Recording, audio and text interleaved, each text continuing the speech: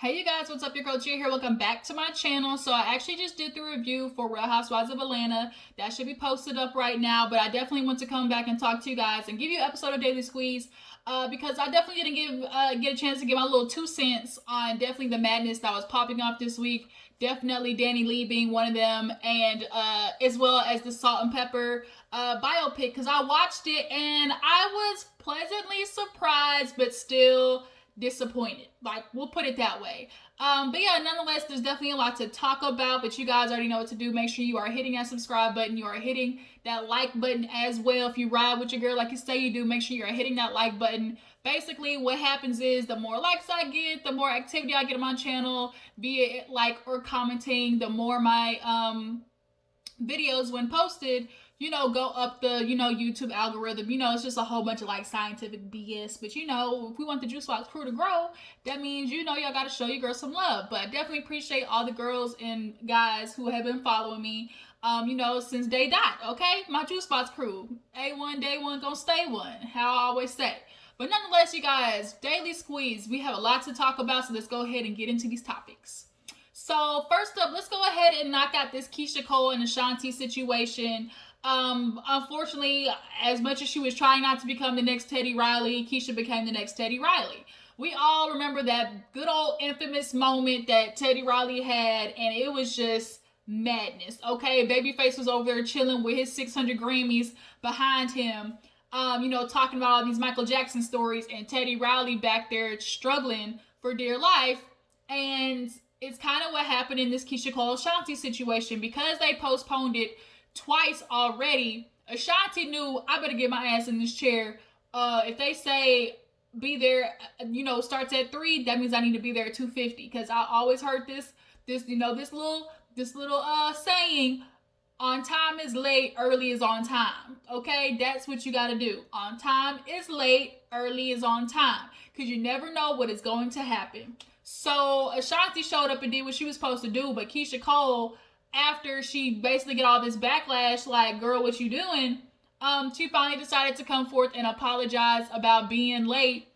People thought, she was on some stuff, whether it be weed, Papa Molly, a little bit of that cocaine, that's a big old celebrity drug. But nonetheless, whatever she was or was not on, it definitely affected her mood, because people were kind of picking up on this vibe, like this little bit of an energy that just was a little off between her and Ashanti.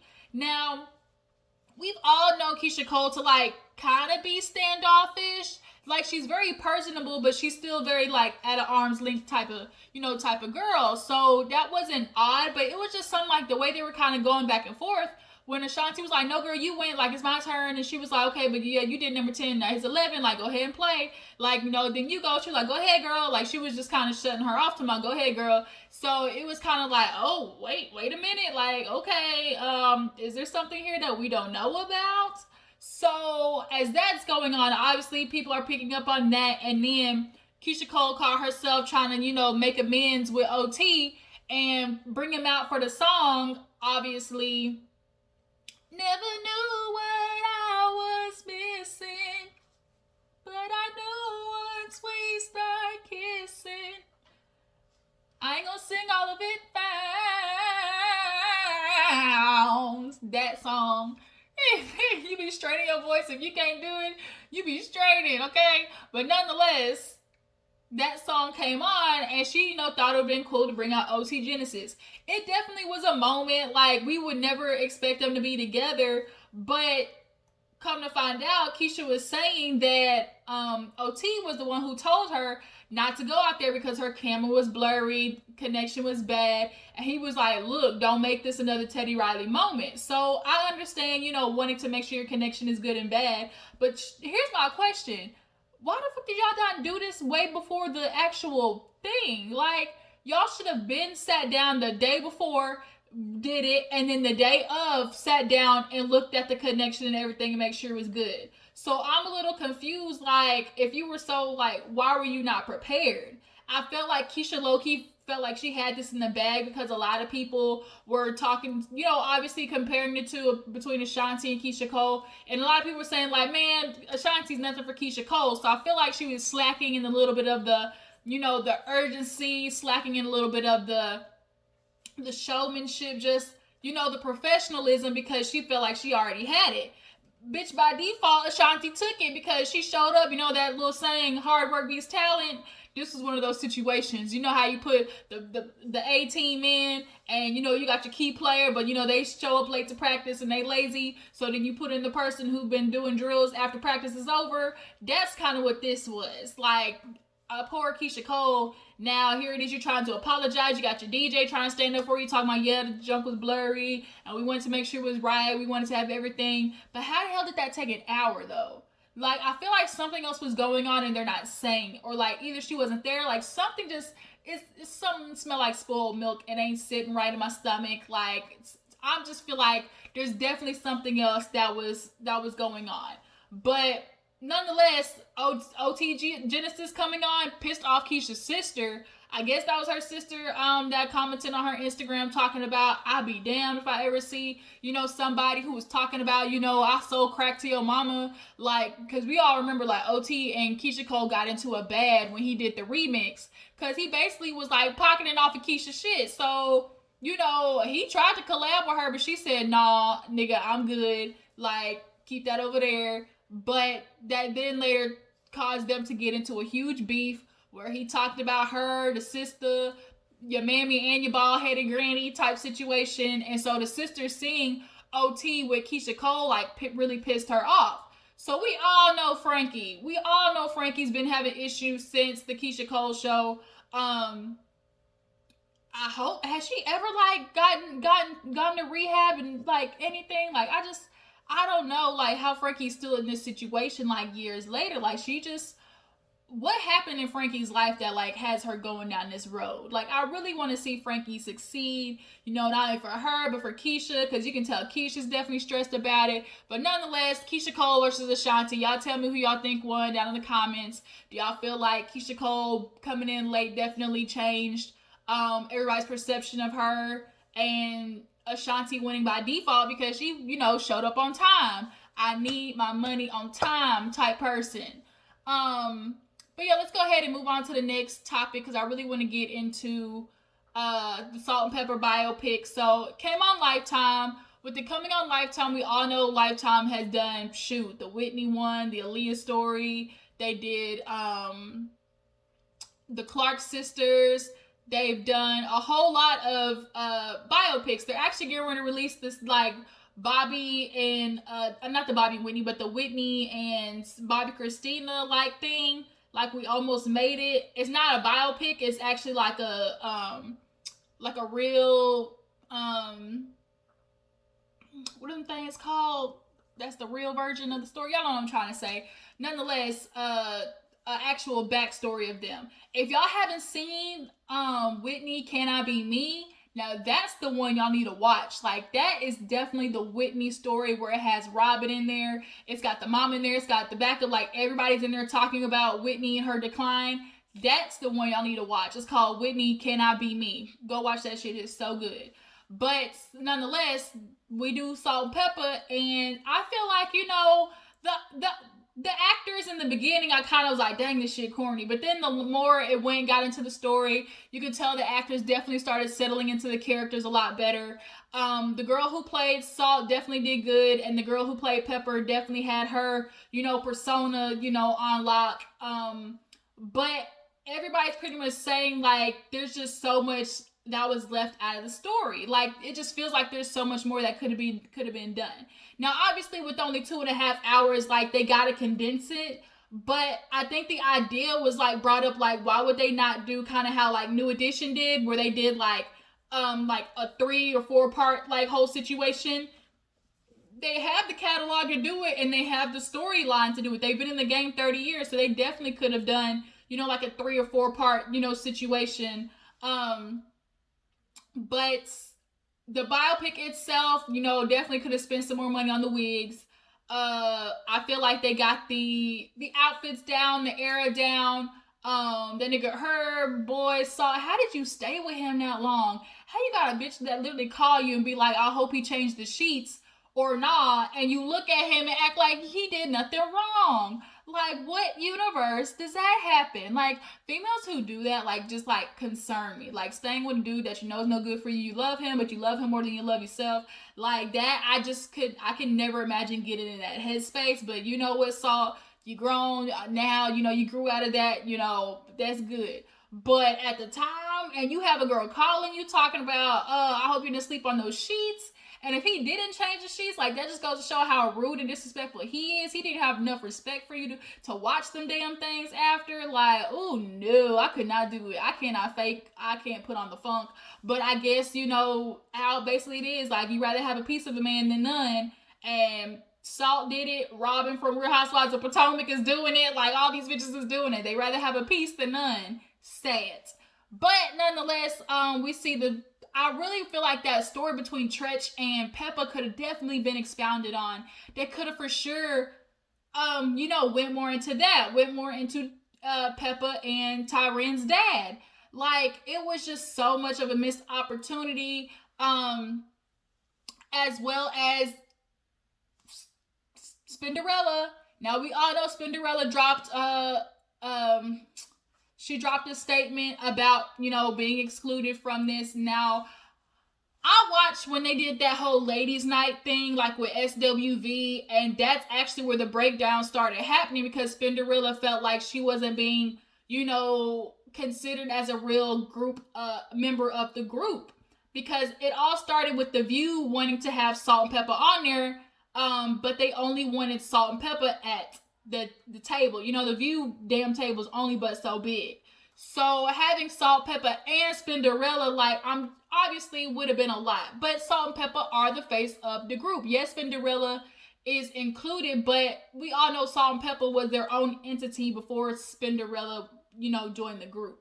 So that does not mean that Spinderella is not owed her dues. I think Spinderella is focusing a little bit more on the after she got there versus, you know, them being an actual group and having some sales before she came. Actually like they were already known before Spinderella came in the group. So I think that's kind of what Spinderella may be forgetting. But nonetheless, if there is some money due, now that's something different. Like, bitch, you owe me my coin. Because I've been touring just as much as you guys have been touring. I've been, you know, in the videos, like everything. Interviews, videos, like, I've been all part of everything. So, if Herb is fucking y'all over, that means by proxy, that means I'm getting effed over. So, I need to take all y'all asses to court so I can get mine. Like, that's how it is. Now, it's unfortunate to see a group of ladies who've been friends for, 30 years, like, go through, a breakdown like this. You know, that's a friendship. You know, those three ladies, I'm sure, like, they've been through some real, like, hard shit together. Obviously, with Salt being bulimic and Pepa dealing with abusive relationship from Tretch, and, you know, Salt being in a, you know, emotionally abusive relationship with Herb. Like, ain't that his name? Herb? One of them two.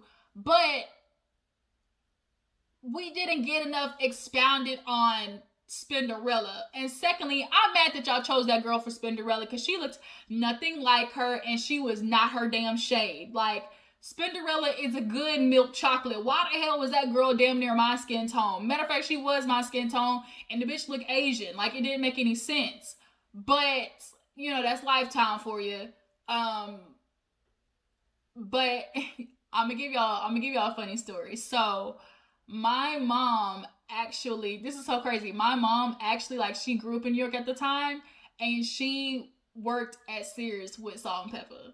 So when I see them, like, my mom's like always telling like stories. Like, we lived in I was born in Queens, New York. So in that era, my dad was a gangster. My mom worked, you know, at Sears, and, you know, she ran in that whole like circle. All them as teenagers, like, hanging out with them. The Hot Boys, like a whole bunch of like groups that came through New York, definitely she was familiar with. But yeah, and they used to come over for like barbecues and stuff like that. Yeah, it was a whole bunch. So nonetheless, you know, having them do like this only 2 hours definitely was I feel like it's just a lost opportunity. And now that they're getting ready to do like a whole lawsuit situation, like Spinderella's gonna have to see them in court. And what is Pepa gonna do? I feel like Pepa almost, you know what? I feel like I don't know who's really gonna push it more, to go for the lawsuit. I really felt like in Ladies' Night, Salt was the one who was really pushing harder than Pepa was. For this legal battle. So it's just like, dang, like y'all had all those years of hard work, all the years of history. Like y'all really gonna let that go down the drain? But I understand if Spinderella feel like she's due, then cool. Like her money being due and the actual acknowledgement of her being SaltNPepa like in the group like are two different things to me, because I feel like Spinderella, she's so emotional over, oh, why am I not getting my dues? I've been a part of this group, that she was forgetting like SaltNPepa were their own thing before you came along. That's how they're viewing it, because they were. That's just facts. Did the group take off after you came along and you were a part of the picture? Absolutely yes. But as a DJ, most DJs do not get equal parts when the face of a group is SaltNPepa. Like they're like what's the group for instance, like if y'all all started together at the same time, then yes, we bite that shit three ways equally. But if you're coming after and we're just adding you as the DJ, I don't feel like you're supposed to get equal parts. Like you're just the DJ. But I think Spinderella did a couple of lines, on some songs and stuff like that. So I don't know. I honestly just don't know how I feel about this. But y'all drop down in the comments. Do y'all feel like Spinderella definitely is owed some more dues with SaltNPepa? Do y'all feel like it was a missed opportunity for them to actually, they could have used this as a moment to think of the good times, call it Spinderella and be like, look, you know what, we went through a lot of shit. Let's do this biopic the right way and let's go through it. Like that was just a missed opportunity. That really could have been fixed right then. And then the girls who actually were the fake SaltNPepa in the movie were actually Egypt and Corinne, SaltNPepa's daughters. So I didn't know that they actually did that, because after the actual movie, they did like a SaltNPepa speak on it type situation. So they talked about that. But I just really feel like Spinderella, you just might have to go on, write you a little, I don't know, something. Do your own little web series, talk about your experience. And then let that be that. I guess, the law gonna be on whoever's side for when this shit comes. I hope y'all got y'all split sheets and records and everything, down pack. So let's move on real quick to a quick story. Let's talk about Trey Songz. His ass then got arrested. May I mind him, this fine ass got arrested. Y'all, Trey Songz, ooh. This right here's a penny dropper. Whoa. We used to have a boy in high school all the time. His name was Eric. He was so funny. He used to do that. He would just randomly sing the song, me and my friend Kenya. And we'd be like, this right here's a penny dropper. Because Trey Songz, can't be around him. Nonetheless, Trey Songz, his little, curly headed self, and got arrested at, I guess, an event. Crowd was getting a little, hectic. And they were coming for Trey Songz. He was talking about, back up. But the cop, sometimes cops use every opportunity to, be assholes. And I think that's kind of what happened here. He saw Trey Songz and thought that he was getting rowdy with the crowd, maybe. But Trey Songz put that nigga in a headlock. Like WWE style, headlock that mofo down. And now they're trying to charge him with assault and battery of a cop and trespassing. A whole lot. But of course, he got out on bond. He has the money to literally go in and come right back out. But the fact that he put a police officer in headlock, I don't know how they gonna do about that one, oh boy. These celebrities, y'all gotta understand, cops are looking for any opportunity to just make y'all a headline. That's good for them to say, oh, I arrested a celebrity. DaBaby, you just got locked up on gun charges. You stupid Negroes. First of all, I watched DaBaby's, his lives, his stories, stuff like that. I think one story I saw him literally in the car with Danileigh, shooting the gun, just going off in the car, pointing the gun out the window. And I'm like, nigga, you about to get arrested. I know they're watching this. Negro, they are coming for you. And literally the next week, which was the week they're talking about the baby got locked up on gun charges. I was like, I knew this shit was gonna happen. Like, can y'all stop being stupid? Like, they are waiting for you. They are watching your lives, your Instagrams, your Facebooks, your phone, whatever it is. See why YF and Lucci, his ass is locked up. Like, they are waiting for you guys to F up. Like, all of you guys have all you niggas get out the hood and still do hood shit. Why? Why? The Game talked about it. T.I. talked about it. Snoop Dogg talked about it. All these niggas who made it out the hood talk about how you got to keep that shit there. That's why goddamn Suge Knight is where he at right now, because he couldn't let the hood street ways go. He is locked up in prison because he couldn't stop being Suge Knight, okay? He couldn't stop doing that. That's why damn Death Row fell down in the dumps, because he had all the niggas in the front office playing dice with pit bulls and shooting up shit in the roof. Like, that's not gonna get you anywhere. If you're gonna try to pull niggas out the hood, make sure they're working for it. If you want to bring them along with you, don't just keep them, doing shit. Like, make sure, okay, hey, I'm gonna bring you along. You want to carry the bags? I'll pay you 10 grand a month to carry the bags or something. Or you want to be, road manager, I'll pay to get trained, like something. But don't just be like making it like y'all just bringing them along so you could have an entourage of yes men and holding guns around you. Like, I'm just not. That's why your asses keep getting arrested. But nonetheless, Trey Songz, he not a hood nigga. He a fine nigga, but he got arrested for putting a cop in a headlock. So, we'll see how that goes. So last but not least, you guys, let's go ahead and get into this Danileigh colorism, story. I'm just like, literally the minute I saw that on her Instagram, I said, oh shit, let the hell rain down. I knew the minute I heard Yella Bone is what he like. First of all, the song was trash. It was trash. It definitely was like, oh, I'm in the studio bored, like, let me just throw a couple of lines together type shit. Like, that's what it was. But the minute I heard Yella Bone, I was like, oh my God, you gonna get a bunch of heat. Cause although, first of all, I'm confused. Can we explain something? Okay. So everybody's like, you can't be Yella Bone because you're not black. Okay, you're not black. You can't be Yella Bone. Now, every race has their dark and their light. Mexicans, Puerto Ricans, Dominicans, African Americans, like, everybody has their light to dark.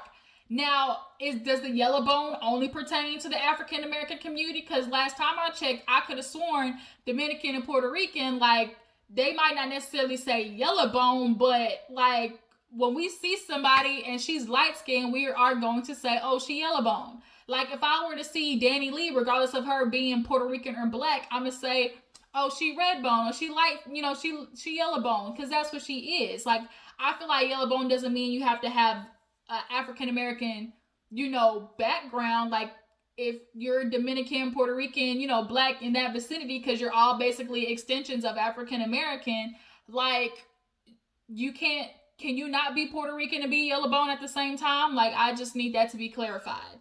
I feel like you can be Puerto Rican and Yella Bone at the same time. You just don't have to be black to be Yella Bone, because at the end of the day, it's talking about the undertone of your skin. Like, and regardless of you being Puerto Rican or black, like, you're still Yella Bone. So I just need that to be clarified for me. But nonetheless, at first she wasn't trying to back down. She was like, man, y'all too sensitive. Why can't I make me a song about, let all the Yella Bone baddies out there? And she was like, definitely trying to be hard and not apologize. But that PR team said, bitch, you better fix this. So she ended up coming out with an apology and basically was like, look, I'm not a colorist. Like, I'm dating a whole ass chocolate man. And, definitely one of those, oh, I'm not racist, I got black friends type situation. I don't think Danileigh is colorist. I just think she was ignorant to the fact that light-skinned people, light-skinned women, especially, don't need any more promotion. They don't need any more uplifting. Like, can you make a song about being a Yella Bone baddie? Yes. Is it going to go far? No, because Yella Bones don't have the problems of dark skin, milk chocolate to dark skinned women have. Like, the matching, whether it be job, a man, career, social setting, medical care, the lighter you are, the better it is for you. So there's not a need to uplift a Yella Bone anymore because we are already uplifted. I think Danileigh just was not seeing that fact. All she was focused on was, I'm not talking about everybody in whole. I'm just talking about me. Like, why can't I be a Yella Bone baddie? Like, why can't I just talk about the Yella Bones? Like, I think she wasn't seeing like the whole picture as, Yella Bones don't have a problem with being uplifted because they already are socially and economically, medically, morally, ethically, everything. They're already uplifted, right? So the baby, like, yeah, he's with you, but he got a baby mama and his daughter, she's a milk chocolate baby.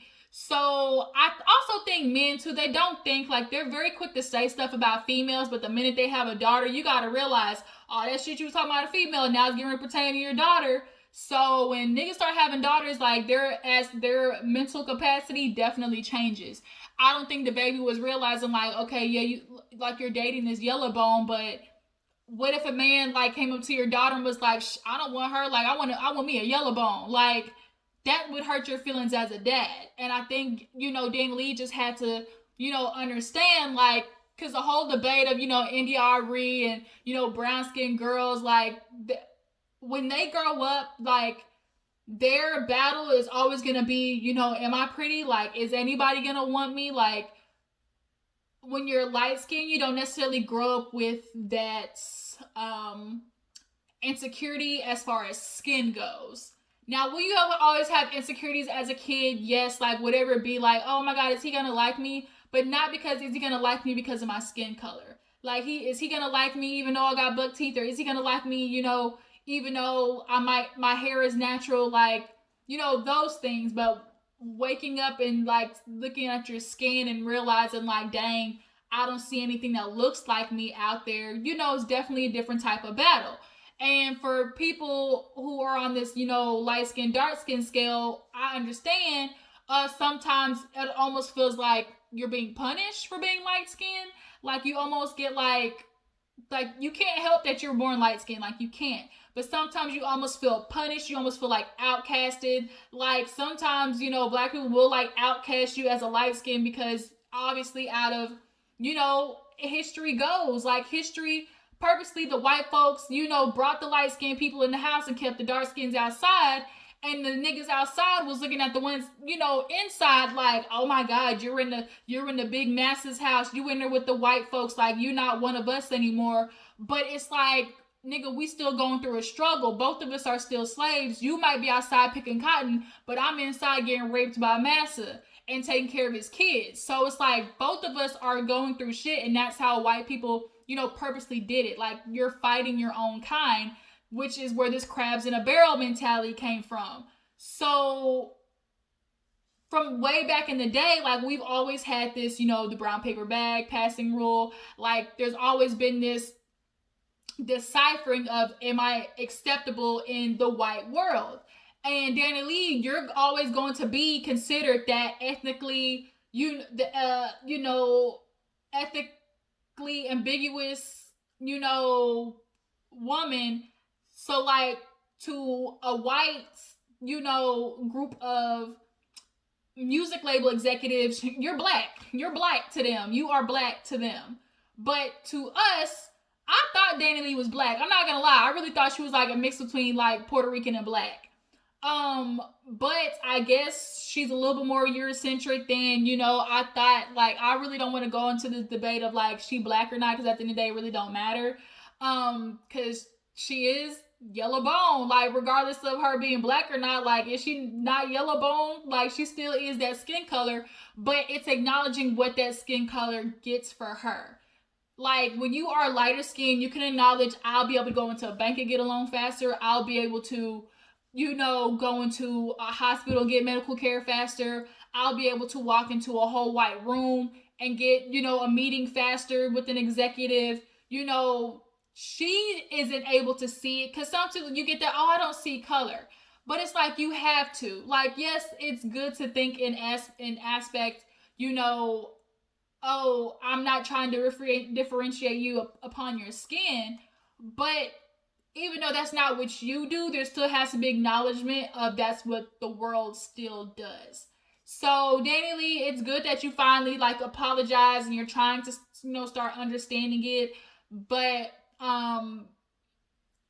it's gonna be hard for you to like come back after that. I really hope that it's not this whole. It's not gonna be a cancel culture thing. Like people should be allowed to make mistakes, be ignorant, and learn from it after people try to explain it to her, and she finally was getting it, explaining it, but just understand like as a Yella Bone, like you just don't need any more push. Like there is no more upward push that you need.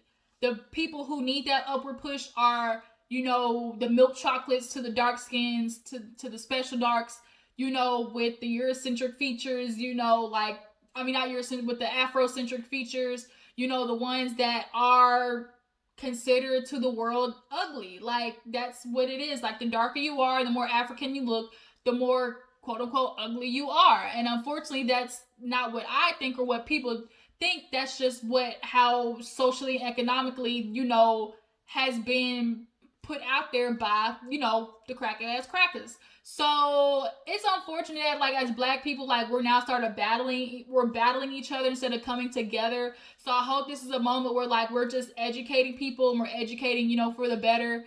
Danileigh obviously seeing that, and then you niggas too, you not helping like at all. Like I feel like I'll never understand that struggle, but I sympathize and I empathize, with being I couldn't imagine, waking up and looking like being a skin tone that you never see anywhere else. Cause then it's like, well, damn, like I don't see myself nowhere. Like when you grow up as a kid, you like look for something to connect with. And if I'm looking at a picture and all these men who are of stature and of success and everything are only dating light-skinned, foreign, racially ambiguous bitches, then it's like, well, dang, do I have a place in there? Like, am I ever gonna get a man of stature and status and success? Like, am I ever gonna be deemed, a prize? So I just couldn't imagine growing up feeling like that. But we just also have to do better with like not battling each other when it comes to trying to explain race and the black struggle. Like it doesn't have to be like constantly fighting each other. Like we should be just, instead of fighting each other, educating each other. So yeah, y'all drop down in the comments, tell me how you feel about this whole Danileigh debate. Do y'all feel like she'll be able to recover from it? Do you feel like the colorism talk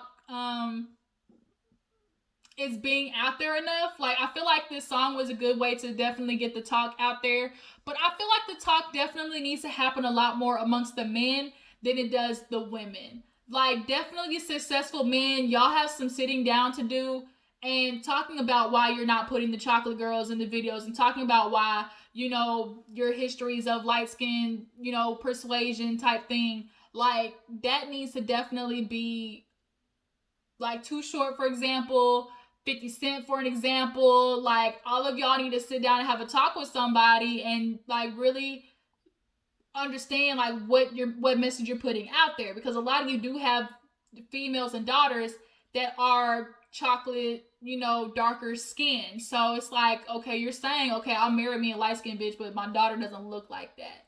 So are you deeming your daughter beautiful like at all? So yeah, it's like a whole thing, but that's kind of all the stuff I wanted to discuss today. Definitely got some more, hopefully later on in the week, to talk about. But drop down in the comments how you feel about the little topics that we discussed, and definitely make sure you guys are sharing and tagging so we can definitely hit this 2K mark in 2 weeks. We definitely got to get there, and make sure you're liking. Before you go, hit that like button. What did I say do? Hit the like button. We're going to pause, and we're going to do what? Hit the like button, okay? And then make sure you drop down in the comments if you have any birthday shout-outs that need to be done, because definitely want to shout out my little Juice Box crew. And make sure before you go to like this video, subscribe to my channel, and I will catch all you guys later. Deuces.